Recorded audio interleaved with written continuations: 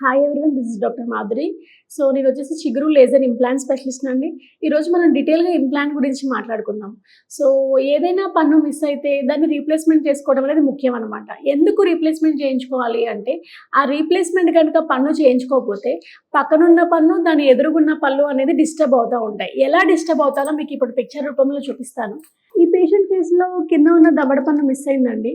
So ఈ దవడ పన్ను మిస్ అవటం వల్ల, దీనికి స్టాపర్ అనేది లేకపోవటం వల్ల ఈ ఎదురుగా ఉన్న పన్ను అనేది జారింది. ఎందుకు అలా జారిద్ది అంటే, మనము రోజు మొత్తంలో ఒక 4 to 5 అవర్స్ ఏదో ఒకటి మాట్లాడుతూనూ తింటూనే ఉంటాం. రిమైనింగ్ టైంలో రెస్ట్ పొజిషన్లో ఉంటాయి పళ్ళు.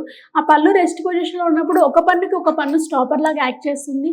అదే కనుక ఈ స్టాపర్ లేకపోవటం వల్ల ఈ పన్ను అనేది కిందకి జారడం, దీని ప్రెషర్ అనేది ఏ ఒక్క పన్ను ప్రెషర్ అయినా సరే 2 పళ్ళ మీద పడిద్ది.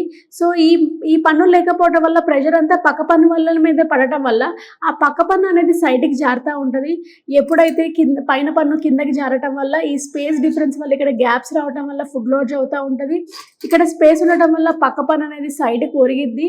అలాగా పళ్ళ మధ్యలో గ్యాప్స్ వస్తూ ఉంటాయి అన్నమాట. సో 32 పళ్ళల్లో ఒక్క పన్ను లేదు కదా, ఏం పోయిందిలే అని అనుకుంటూ ఉంటారు. సో ఆ ఒక్క పన్ను వల్ల దాదాపు 4 to 5 పళ్ళు చుట్టుపక్కల ఉన్నాయని డిస్టర్బ్ అవుతూ ఉంటాయండి. సో దానికి రీప్లేస్మెంట్ అవసరం.